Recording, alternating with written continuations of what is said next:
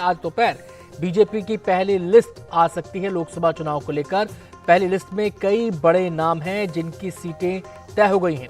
इनमें से कुछ नाम हैं गांधीनगर से अमित शाह, लखनऊ से राजनाथ सिंह, आगरा से एसपीएस बघेल, गुरुग्राम से राव इंद्रजीत सिंह, गुना से ज्योतिरादित्य सिंधिया, डिब्रूगढ़ से सर्बानंद सोनोवाल, पश्चिम दिल्ली से प्रवेश वर्मा, उत्तर पूर्वी दिल्ली से मनोज तिवारी, मंडला से फग्गन सिंह कुलस्ते, तिरुवनंतपुरम ग्रामीण से मुरलीधरन, बालूर घाट से सुकांत मजूमदार, गोरखपुर से रवि किशन चुनाव लड़ेंगे। तो ये चंद वो नाम हैं जो इस मंथन में तय हुए हैं। सीधे हम रुख करेंगे, हमारे साथ हमारे एडिटर नेशनल अफेयर्स विकास भदौरिया जुड़ चुके हैं। विकास, जो जानकारी आपको मिल रही है, जिन सीटों पर नाम तय हो गए हैं उनमें से कितनी पर कैंडिडेट रिपीट हो रहे हैं, कहां हमें बदलाव देखने को मिलेगा? देखिए, जो सबसे बड़ी बात है उत्तर प्रदेश को लेकर, जो सबसे बड़ी स्टेट है न केवल आबादी के हिसाब से बल्कि सीटों के हिसाब से भी, वहां पर एक तरह से बीजेपी ने बड़ा ब्रेक थ्रू हासिल कर लिया है। वहां पर आरएलडी के साथ, एसबीएसपी के साथ, निषाद पार्टी के साथ और अपना दल के साथ 6 सीटें उन्होंने शेयर की हैं और बाकी सीटें यानी कि तकरीबन 74 सीटें अपने पास रखी हैं और इसमें से 56 सीटों को कल डिस्कस करके उस पर उम्मीदवार भी फाइनल कर लिए। जो प्रमुख नाम है उसमें ऑब्वियस सी बात है, सबसे बड़ा नाम प्रधानमंत्री नरेंद्र मोदी का है, जो कि वाराणसी सीट से लोकसभा चुनाव लड़ेंगे। इसके अलावा लखनऊ सीट से, लखनऊ लोकसभा से राजनाथ सिंह, देश के रक्षा मंत्री है वो।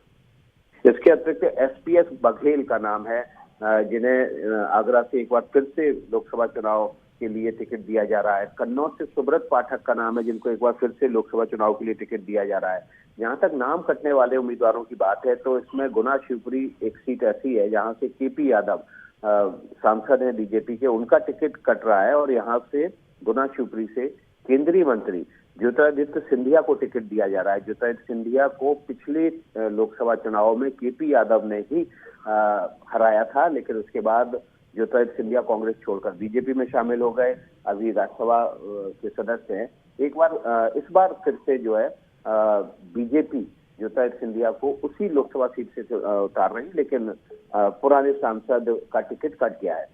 इसी तरह अगर हम बात करें और सीटों की, तो फग्गन सिंह कुलस्ते एक ऐसे सांसद हैं जिनको मंडला से टिकट दिया जा रहा है। इनको विधानसभा का टिकट दिया गया था, लेकिन विधानसभा चुनाव हार गए थे। उसके बावजूद इनको फिर से लोकसभा टिकट दिया जा रहा है। पार्टी ने एक नीति तय की थी कि अपवाद स्वरूप कुछ लोगों को छोड़कर जिन सांसदों को विधानसभा टिकट दिया है उनको दोबारा से लोकसभा टिकट नहीं दिया जाएगा, लेकिन फग्गन सिंह उसमें अपवाद स्वरूप उनको उतारा गया। उत्तर पूर्वी दिल्ली से मनोज तिवारी फिर से उम्मीदवार बनाए जाएंगे। आपको बड़ी जानकारी दे दूं, जो दिल्ली की 7 सीटें हैं उन 7 सीटों में से 5 पर टिकट बदलने जा रही है पार्टी। ये जो 5 टिकट होंगे वो भी हम आपको बताएंगे, लेकिन प्रवेश वर्मा पश्चिमी दिल्ली से, इनको भी रिपीट किया जा रहा है।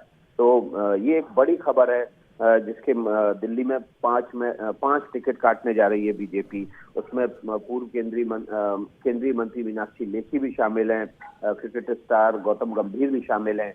अब ये देखना होगा कि इन पर किन किन उम्मीदवारों को बीजेपी चुनाव मैदान में उतारती है। इसके अलावा देखिए, पश्चिम बंगाल, जहां पर पिछले लोकसभा चुनाव में 2019 में बीजेपी ने एक बहुत बड़ी बढ़त हासिल की थी, तो 18 लोकसभा चुनाव सीटें जीती थी।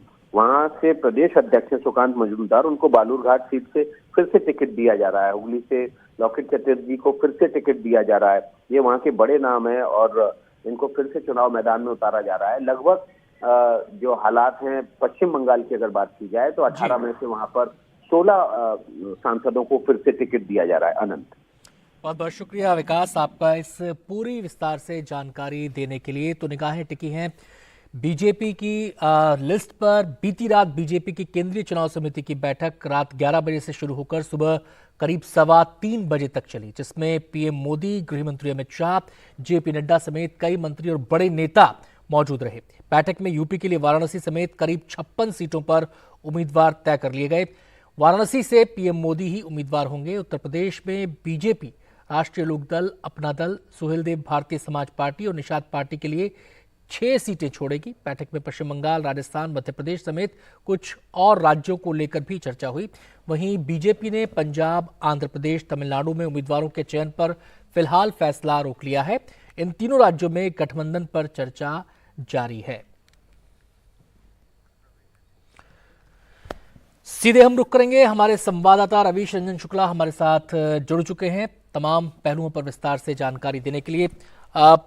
रवीश, सबसे पहले तो लोग यही जानना चाहते हैं कि आज कब तक ये लिस्ट आउट हो सकती है और इसमें कितने नाम हो सकते हैं? अच्छा, देखिए, जैसा कि विकास भदौरिया बता रहे थे कि तमाम सारी जो सीटों के बंटवारे को लेकर जो उठापटक है, जो विचार मंथन है, वो हुआ है। कई सारे सिटिंग जो सांसद हैं उनके टिकट काटे जा रहे हैं। तो निश्चित तौर पर कल जिस तरीके से बैठक हुई है, बहुत ही मैराथन बैठक हुई है।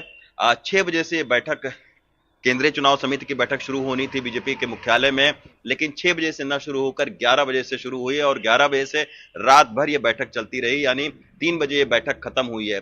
ये कहा जा रहा है कि आज दोपहर तक जो पहली लिस्ट है वो आ सकती है और इसमें ज्यादा से ज्यादा उम्मीदवार हो सकते हैं, यानी 150 से लेकर 200 उम्मीदवारों की जो पहली लिस्ट है वो आज दोपहर तक जारी हो सकती है। कल हमने देखा कि उत्तर प्रदेश के ऊपर में काफी चर्चा चली, काफी देर तक चर्चा चली और उत्तर प्रदेश की जो 14 जो कमजोर सीटें मानी जाती हैं बीजेपी की, उनमें बीजेपी ने खास रणनीति बनाई है, क्योंकि इस बार बीजेपी को यह लगता है कि जो कमजोर सीटें हैं वहां पर उम्मीदवारों को पहले उतारा जाए ताकि उनको ज्यादा से ज्यादा वक्त मिले चुनाव प्रचार करने का, जो अगर पदाधिकारी वहां के नाराज हैं तो उनको मनाने का, और एक नई रणनीति के साथ में वो कमजोर सीटों पर उतरना चाह रही है। क्योंकि इस बार उन्होंने नारा दिया है कि इस बार 400 के पार, तो 400 के पार तभी हो सकता है जहां पर बीजेपी न जीती हो या 2 बार से लगातार हार रही हो, तो वहां पर कैसे जीता जाए, तो उस पर काफी सारी विचार मंत्रणा चली है। उत्तर प्रदेश की अगर हम बात करें तो 14 सीटों को जो चिन्हित किया गया है उस पर ज्यादा चर्चा चली। संभल है, मैनपुरी है, अमरोहा है, इन सब सीटों पर जो है वो तकरीबन 14 जो सीटें हैं उन पर किसे उम्मीदवार के तौर पर उतारा जाए, इस पर एक बहुत जो है वो गंभीर चर्चा चली है।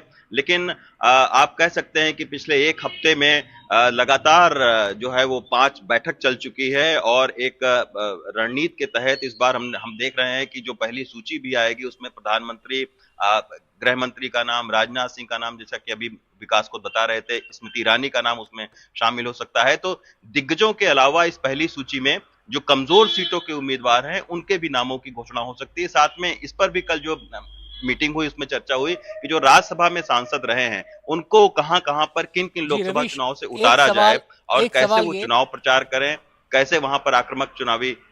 एक सवाल रवीश, ये कि जब लोकसभा चुनाव की बात होती है तो सबसे ज्यादा ध्यान केंद्रित होता है उत्तर प्रदेश पर।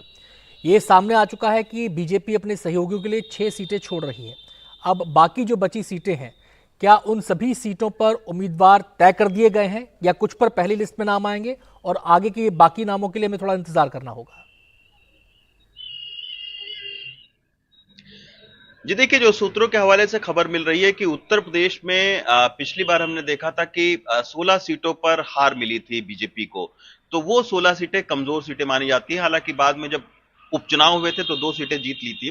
तो उन 14 सीटों में हो सकता है कि कुछ सीटें जो गठबंधन है, जैसे रालोद में, पश्चिमी यूपी में काफी रालोद जो है वो मजबूत है और गठबंधन बीजेपी के साथ में हुआ है, तो ऐसे में रालोद को पश्चिमी उत्तर प्रदेश की कमजोर सीटें दी जा सकती हैं। मसलन अमरोहा हुआ, सहारनपुर हुआ, आपका बिजनौर हुआ, तो ये सारी सीटें दी जा सकती हैं। तो इन सीटों के बंटवारे को लेकर कल गहन चर्चा हुई है और बीजेपी की कोशिश है कि 2019 के मुकाबले इस बार उत्तर प्रदेश में चूंकि सबसे ज्यादा सीटें हैं तो यहाँ पर जो है वो कमजोर सीटों पर भी जीत हासिल की जाए ताकि उसका स्ट्राइक रेट और ज्यादा बेहतर हो। बहुत बहुत शुक्रिया रवीश आपका इस पूरी जानकारी के लिए।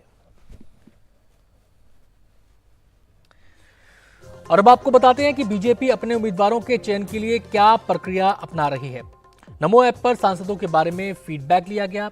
हर क्षेत्र के 3 सबसे लोकप्रिय बीजेपी नेताओं के नाम पूछे गए। हर संसदीय क्षेत्र में मंत्रियों की ड्यूटी लगाई गई।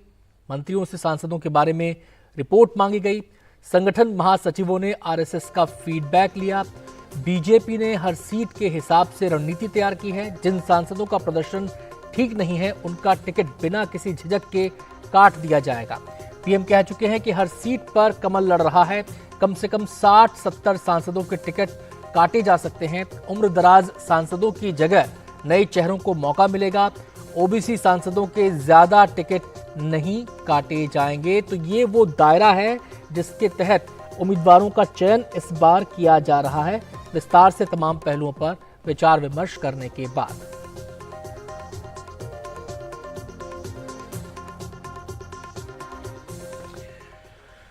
वहीं असम में बीजेपी असम गण परिषद और यूपीपीएल यानी यूनाइटेड पीपल्स पार्टी लिबरल के साथ गठबंधन करेगी। असम के मुख्यमंत्री हिमंता बिस्वा शर्मा ने कहा है कि असम की 14 लोकसभा सीटों में बीजेपी 11, असम गण परिषद 2 और यूपीपीएल 1 सीट पर चुनाव लड़ेगी।